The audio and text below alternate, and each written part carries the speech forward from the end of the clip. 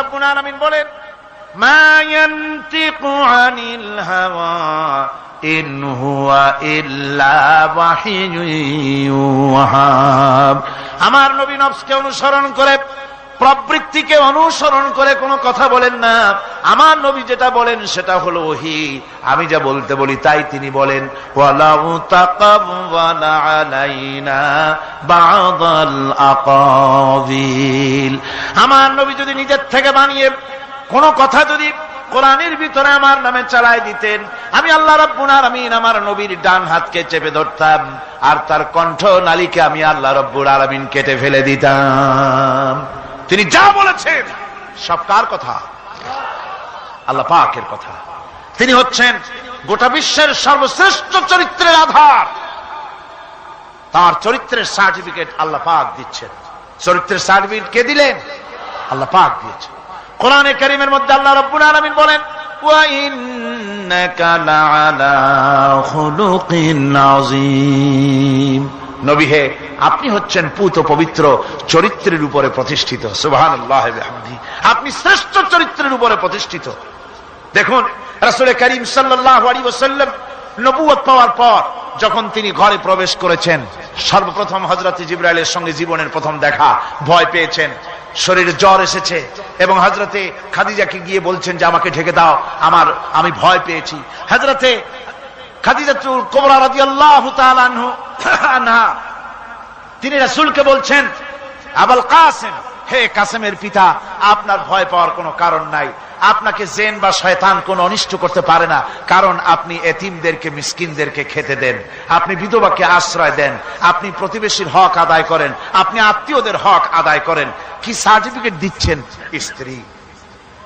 স্ত্রী তো স্বামীর জন্য ভালোবাসা দিতে পারে, মহব্বত দিতে পারে, জান দিতে পারে, কিন্তু ঈমান তো আনতে পারে না।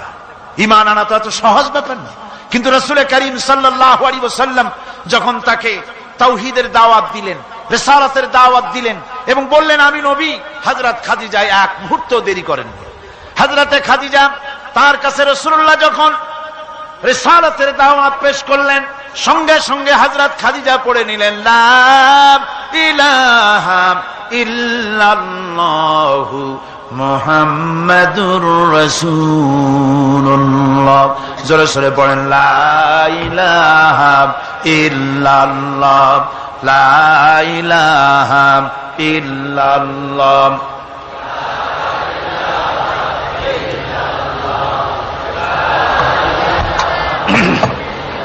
মুহাব্বতের সাথে জোরে জোরে পড়েন, লা ইলাহা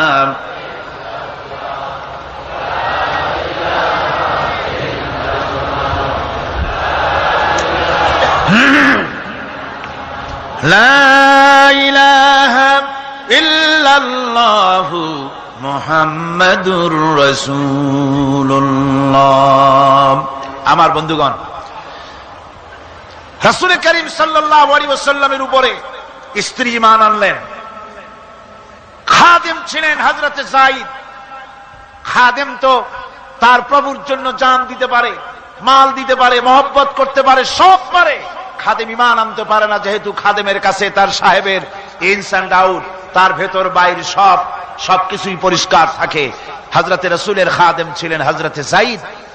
হযরত যায়েদ তার উপরে যখন 15 বছর খাদেম ছিলেন রাসূলুল্লাহ, হুজুর যখন তার কাছে দাওয়াত পেশ করলেন, যখন রিসালাতের দাওয়াত পেশ করলেন, তাওহীদের দাওয়াত দিলেন, খাদেম যায়েদ একটু চিন্তা করলেন না, সাথে সাথে পড়লেন, লা ইলাহা ইল্লাল্লাহু মুহাম্মাদুর রাসূলুল্লাহ।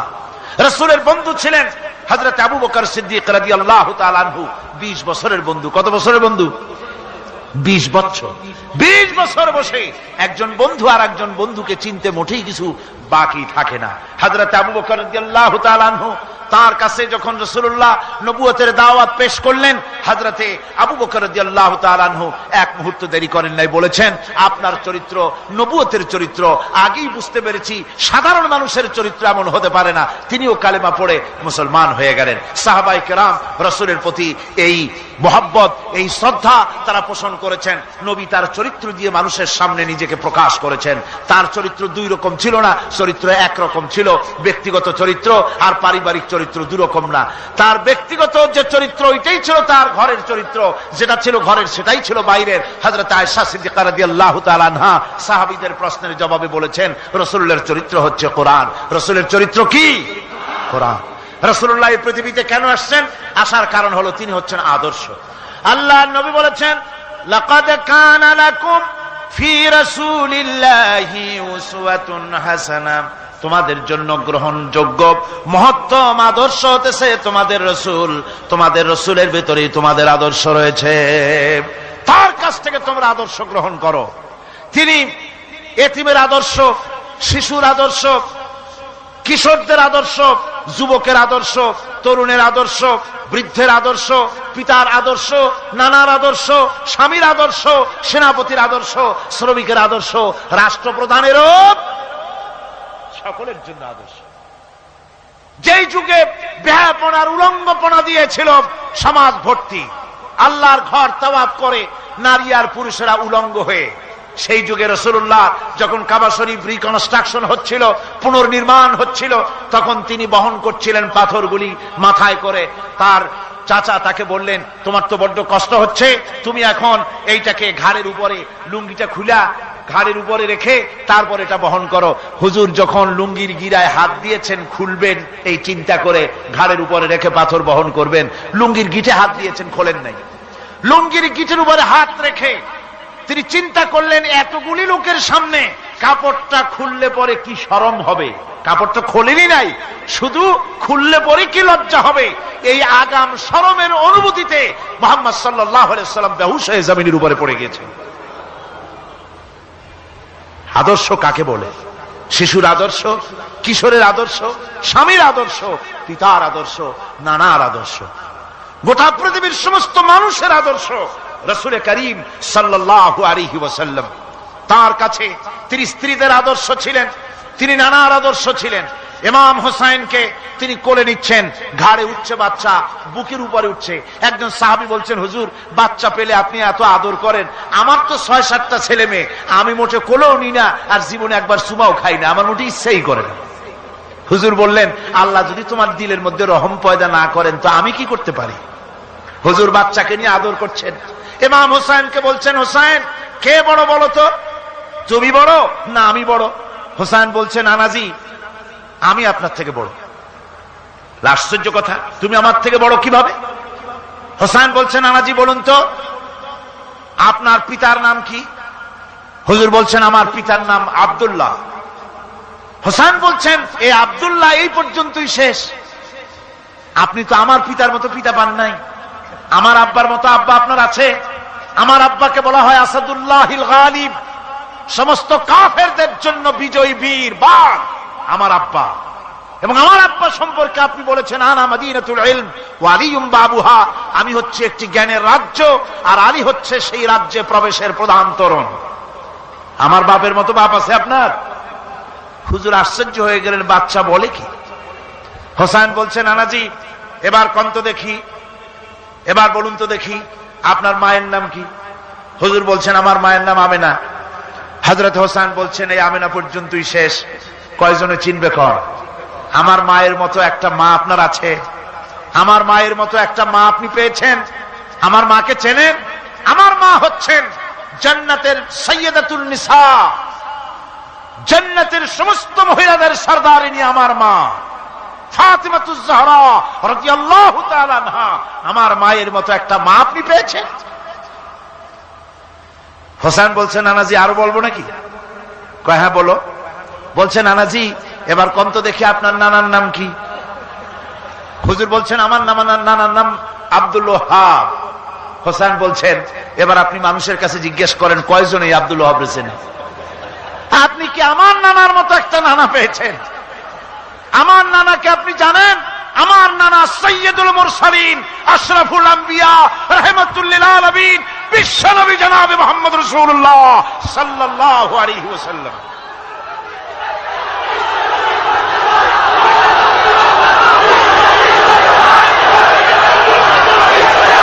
রাসূল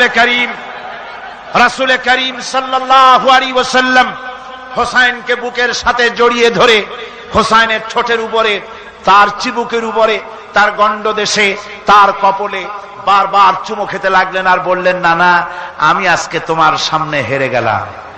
সুবহানাল্লাহ ওয়া বিহামদিহি। কি আদর করতেন তিনি বাচ্চাদেরকে। রাসূলুল্লাহ রাস্তা দিয়ে যেতেন আর বাচ্চারা খেলাধুলা ছেড়ে রাসূলের কাছে ছুটে আসতো। একবার তো রাসূলুল্লাহ একটা বাচ্চার মাথায় হাত বুলিয়ে খেলা ছেড়ে দিয়ে ছুটে আসছে। হুজুর তাকে জিজ্ঞেস করলেন, তোমার সাথে যে পাখিটা থাকতো সেই লাল পাখিটা কই? ছেলে তো কেঁদে ফেললো।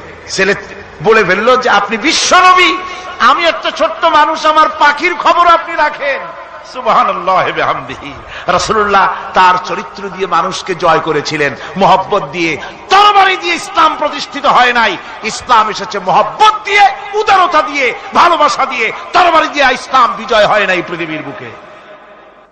পিতামাতার প্রতি ভালোবাসা ইসলামের এক মহান শিক্ষা, যা দেখতে পাওয়া যায় রাসূলুল্লাহ সাল্লাল্লাহু আলাইহি ওয়াসাল্লামের চরিত্রে।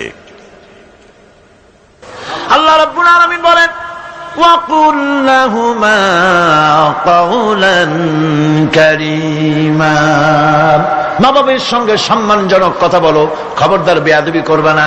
আর মা বাবার জন্য, তাদের জন্য আমি আল্লাহ রাব্বুল আলামিনের কাছে দোয়া করো, রব্বিরহামহুমা কামা রাব্বায়ানি সাগীরা। পড়েন সবাই, রব্বিরহামহুমা কামা রাব্বায়ানি সাগীরা। আল্লাহ রাব্বুল আলামিন শিখায় দিলেন বান্দারে, তোর মা বাপের জন্য আমার কাছে দোয়া কর, আয় আল্লাহ, আমার মা বাপ যেমন ছোট্টবেলায় আমাকে স্নেহের কোলে লালন পালন করেছে, মাবুদ গো, আমার মা বাপকে তোমার রহমতের কোলে লালন পালন করো। আল্লাহ শিখাই দিচ্ছে। হাদিস শরীফ এসেছে, হুজুর বসে আছেন মসজিদে নববীতে, সাহাবায়ে কেরাম বসা।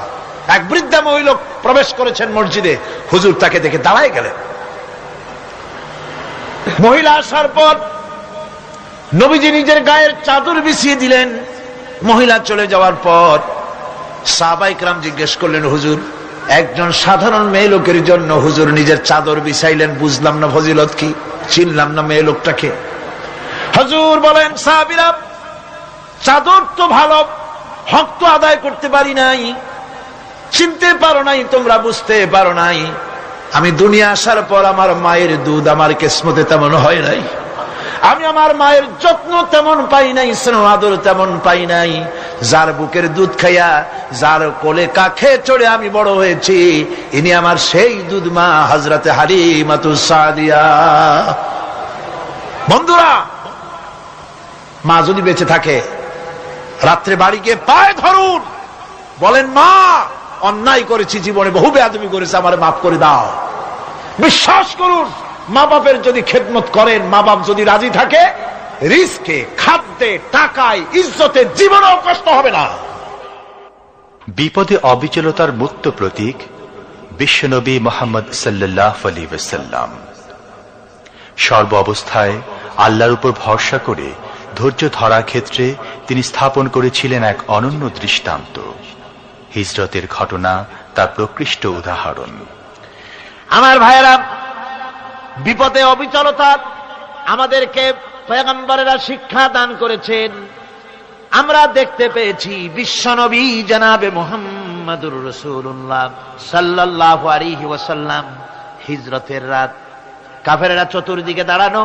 হযরত জিবরাইল এসে বলেন, ইয়া রাসূলুল্লাহ, হে, কাফেরেরা চতুর্দিকে ঘিরে দাঁড়িয়েছে, গভীর রাত, এখন হাতে তাদের তরবারি, সকাল হলে পরেই তারা আপনাকে মেরে ফেলে দিবে, তাড়াতাড়ি ওঠেন, মদিনার দিকে চলে যান।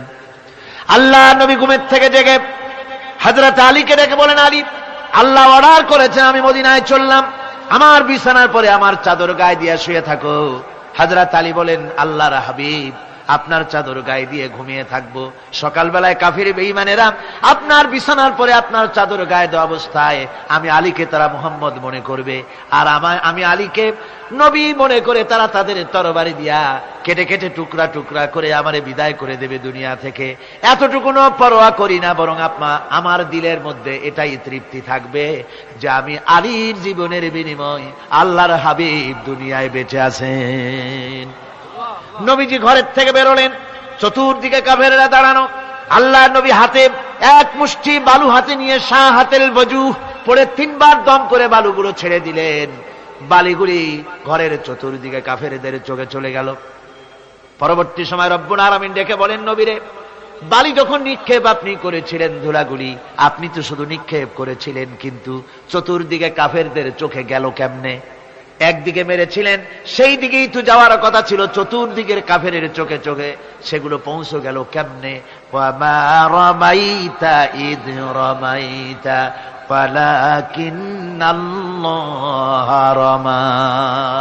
আপনি নিক্ষেপ করেন নাই, যখন আপনি নিক্ষেপ করেছিলেন আপনি তো শুধু বালুকণা ছেড়েছেন, আর ওই বালুকণাগুলি ঘরের চতুর্দিকে সব কাফেরদের চোখে পৌঁছবার দায়িত্ব আমার কুদরত গ্রহণ করেছিল।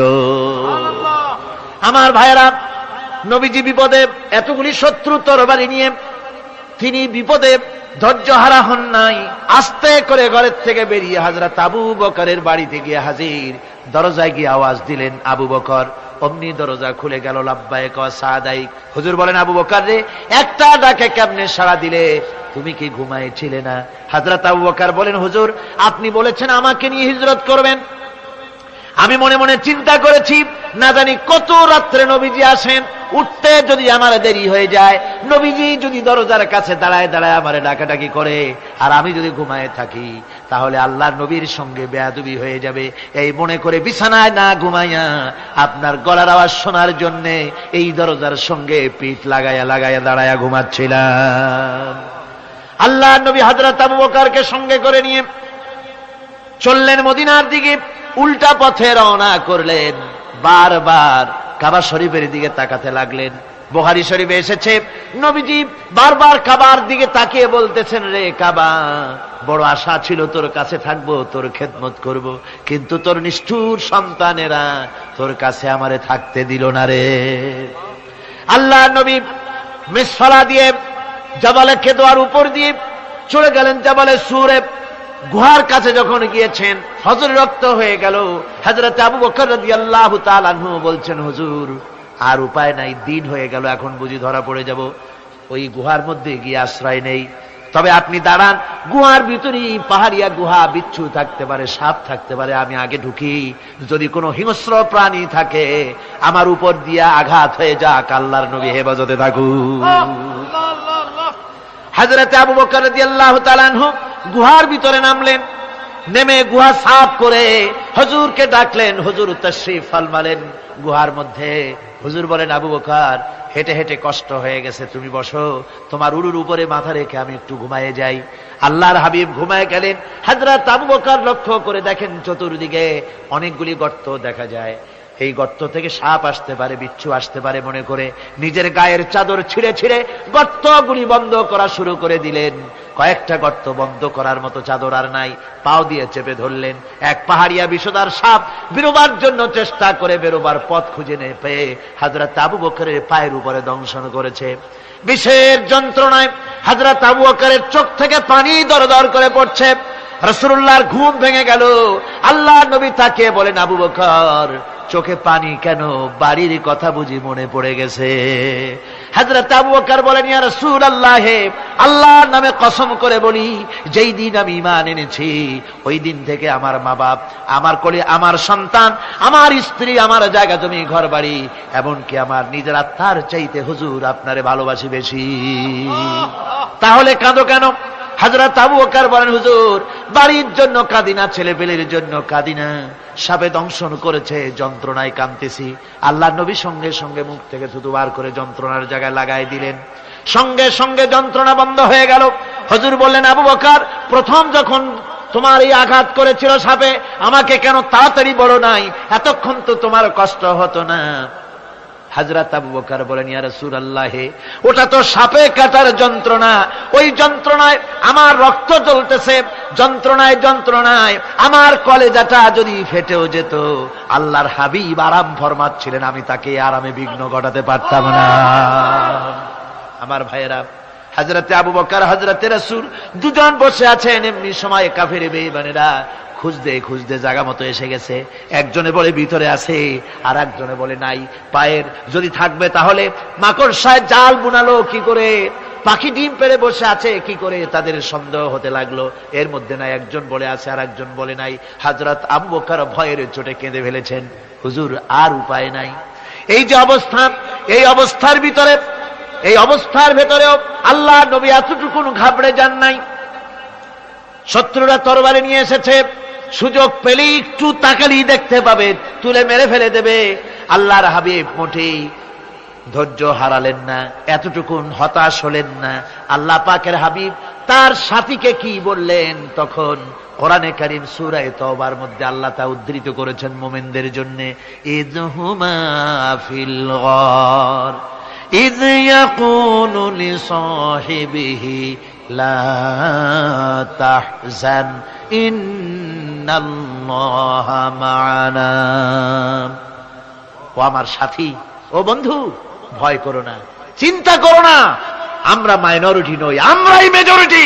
তার কারণ আল্লাহ আমাদের সাথে আছেন। সুবহানাল্লাহ। রাসূলুল্লাহ সাল্লাল্লাহু আলাইহি ওয়াসাল্লাম অত্যন্ত সাদাসিধে জীবন যাপন করতেন। হিজরত করে মদিনায় গিয়ে ইসলামী রাষ্ট্র কায়েম করার পরও তার দারিদ্রতা কাটেনি। হাদিসে এসেছে সে কথা। হযরত আবু হুরায়রা রাদিয়াল্লাহু তাআলা আনহু বলেন, আমি রাসূলুল্লাহর কাছে গেলাম, হুজুরকে গিয়ে সালাম করলাম।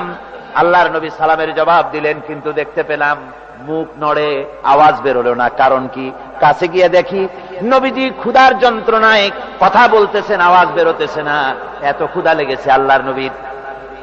2-4 দিন চলে গেছে, খাবার নাই। রাসূলুল্লাহ সমস্ত গনিমতের মাল, যাকাত সদকার মালগুলি, খাদ্য দ্রব্যগুলি দুহাতে বিতরণ করেছেন। নিজের পেটে খাবার নাই, মানুষকে দিতেছেন। দিতে দিতে এশার নামাজ পড়ে নবীজি ঘরের মধ্যে প্রবেশ করে হযরত আয়েশা সিদ্দিকা রাদিয়াল্লাহু তাআলা আনহাকে ডেকে বলেন, আয়েশা রে, সারাদিন কষ্ট করেছি, দারুণ ক্ষুধা লেগেছে, তাড়াতাড়ি করে কিছু খাবার আমারে এনে দাও। হযরত আয়েশা হুজুরের ক্ষুধার্ত শ্রান্ত ক্লান্ত চেহারার দিকে তাকাইয়া হযরত আয়েশা কেঁদে ফেলেছেন। হযরত মা আয়েশা কাঁদেন আর বলেন, ইয়া রাসূলুল্লাহ, হে আল্লাহর নামের কসম করে বলি, আমি আয়েশার ঘরে কোনো পানি ছাড়া কোনো খাবার নাই। এই ছিল রাসূলের আদর্শ। হাদিস শরীফে এসেছে, আল্লাহর নবী বলেন, তোমরা যদি রাষ্ট্রীয় ক্ষমতায় যাও, বাড়ি না থাকলে সরকারি খরচ একটা বাড়ি নিতে পারো। তোমার যদি যানবাহন না থাকে, সরকারি খরচে যানবাহন নিতে পারো। ছেলে মেয়ের কাপড় চোপড়, লেখাপড়া, শিক্ষা, চিকিৎসার জন্য যদি না থাকে, তাহলে তুমি সরকার থেকে নিতে পারো। কিন্তু এর থেকে এক চুল পরিমাণ যদি পাও বাড়াও, সরকারের মাল, জনগণের মাল, এর থেকে প্রয়োজনের বাইরে যদি তুমি নিজের জন্য নিতে থাকো, কিয়ামতের দিন আল্লাহর দরবারে চোরের কাতারে তোমারে দাঁড়ানো লাগবে।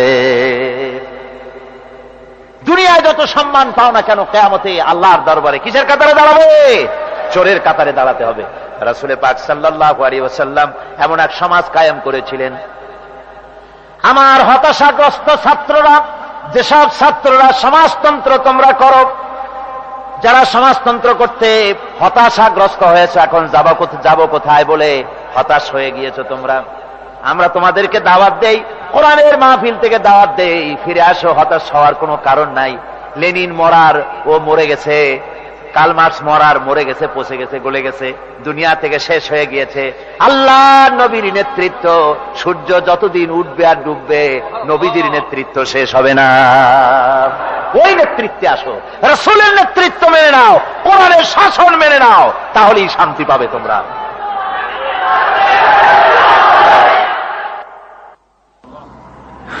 আল্লাহর নবী দুপুরে আরাম করতেছিলেন। হযরত ওমর বলেন, আমি দেখতে গিয়েছিলাম রাসূলুল্লাহকে, আমি যাই সালাম দিলাম, হুজুর উঠে বসলেন। আমি দেখি খেজুরের পাতা দিয়া বুনানো দড়ি, সেই দড়ি দিয়া বুনানো খাটিয়া এখনো মক্কা মদিনায় আছে, যারা হজ করতে গেছেন দেখেছেন। ওই দড়ি দিয়া বুনানো খাটিয়া, ওর উপরে তোশক নাই, বিছানার চাদর নাই, নিজের হাত মোবারক মাথার তলে দিয়া রাসূল শুয়ে আছেন। ওমরকে দেখে হুজুর উঠে বসলেন। ওমর বলেন, আমি রাসূলের পিঠের দিকে তাকায় দেখি দড়িগুলোর দাগ কেটে আছে। আমি সহ্য করতে পারলাম না, আমি শিশুর মতো ডুকরে কেঁদে উঠলাম, বললাম, ইয়া রাসূলুল্লাহ, এই পৃথিবীর কাফির বেঈমানেরা এত শান্তি করলো দুনিয়ায়, আর আল্লাহর হাবিবের পিঠে দড়ির দাগ বরদাস্ত করতে পারছি না। আপনি আমার অনুমতি দেন, একটা তোশক আপনার জন্য বানায় দেই। হুজুর আমার বলেন, ওমর রে শোনো, দুনিয়ায় শান্তি করার জন্য আমি আসি নাই। আমি যদি হুকুম করি উহুদ পাহাড় আমার জন্য সোনায় পরিণত হয়ে যা, উহুদ পাহাড়টা আমার জন্য সোনা হয়ে যেতে পারে। আমি দুনিয়ায় শান্তির জন্য আসি নাই, এসেছি মানবতার মুক্তির জন্য। পৃথিবীর মানুষগুলিকে বাঁচাতে এসেছি, সাদা কালো মানুষের ব্যবধান দূর করতে এসেছি। রাসূলুল্লাহ নারীর অধিকার দিলেন, সাদা কালা মানুষের ব্যবধান দূর করে দিলেন। পাহাড় সমান উঁচা সাদা কালা মানুষের অধিকারকে প্রতিষ্ঠিত করলেন, বললেন মানুষে মানুষে কোনো পার্থক্য নাই। আরবের উপরে অনারবের, অনারবের উপরে আরবের, ভাষার সাদার উপরে কালোর, কালোর উপরে সাদার, কোন বর্ণ বৈষম্য ইত্যাদি দিয়ে মানুষের ফজিলত হয় না। মানুষের মর্যাদা বাড়ে। ইন্না আকরামাকুম ইনদাল্লাহি আতকাকুম। মানুষের মধ্যে মর্যাদা তোমাদের মধ্যে আল্লাহর কাছে তার যে ব্যক্তি তোমাদের মধ্যে আল্লাহকে বেশি ভয় করে। সুবহানাল্লাহ কোন, সুবহানাল্লাহ কোন। আমার ভাইয়েরা, নবীজি মদিনা মুনাওয়ারায় ইসলামী রাষ্ট্রের রাষ্ট্রপ্রধান হয়েছেন। আজ বাজারে যেতেছেন, যাওয়ার সময় ডেকে ডেকে বলেন, বিধবাদের বাড়ির সামনে দিয়ে যায়, তোমাদের বাজার লাগবে নাকি? এতিমের বাড়ির সামনে থেকে যায়, তোমাদের বাজার লাগবে নাকি? আমারে বলো, আমি বাজার করে এনে দেব। নিজের পেটে খাবার নাই, দুয়ারে দুয়ারে খাবার পৌঁছে গেছে, খাবারের অভাব নাই, মানুষ খাওয়া পেয়েছে, পড়া পেয়েছে, চুরি ডাকাতি বন্ধ হয়ে গেছে। হুজুর বলেন, খায়রুল কুরুনে কারনি, সর্বশ্রেষ্ঠ যুগ আমার যুগ। সুদ বন্ধ হয়ে গেল। রাসূলুল্লাহ বললেন, সুদ আর চলবে না, হারাম। সুদ বন্ধ হয়ে গেল। হুজুর ব্যাংক চালু করে দিলেন। ব্যাংকের নাম হলো বাইতুল মাল। কি নাম হলো? এই ব্যাংক যেদিন রাসূলুল্লাহ উদ্বোধন করেন, আল্লাহ নবী বাইতুল মাল ব্যাংক উদ্বোধনের দিনে যে বক্তৃতা করলেন, বুখারীতে সেই বক্তৃতা লেখা হয়ে গেল। আল্লাহ নবী বলেন, মান তারাকা দায়নান আও দিয়ান ফালাইয়া। আমার এই রাষ্ট্রের ভিতরে কোন মানুষ যদি ঋণগ্রস্ত অবস্থায় মারা যায় আর ঋণ পরিশোধ করার মতো অর্থ যদি তার কাছে না থাকে, তাহলে তার ঋণ পরিশোধের দায়িত্ব তার বিধবা স্ত্রী আর তার এতিম বাল বাচ্চার সব দায়িত্ব আমি মুহাম্মদ সাল্লাল্লাহু আলাইহি ওয়াসাল্লাম আমার কাঁধের উপরে উঠাইয়া নিলাম। এমন সুন্দর রাষ্ট্র চালু হয়ে গেছে, মানুষ খাবার পেয়েছে, পড়ার পেয়েছে। বুড়োরা যাদের কাজ নাই, বুড়ো মানুষ কাজ করতে পারে না, তারা বসে বসে খাবারের ব্যবস্থা হয়ে গেছে। যুবকদের চাকরি হয়ে গেছে, বেকার কেউ আর বেকার নাই, সব কাজে ব্যস্ত হয়ে গেছে, মানুষের কাছে কাজ মিলেছে। কৃষক তাদের উৎপাদিত পণ্যের সঠিক মূল্য পাচ্ছে, শ্রমিক শ্রমের মর্যাদা পাচ্ছে, শ্রমিক মর্যাদা পাচ্ছে। রাসূলুল্লাহ বলেছেন, শ্রমিক আর মালিক, মনিব আর গোলামের সম্পর্ক না, সম্পর্ক ভাই ভাই। সম্পর্ক কি? শ্রমিকের মর্যাদা রাসূলুল্লাহ এভাবে দিলেন, নিজে শ্রম দিলেন।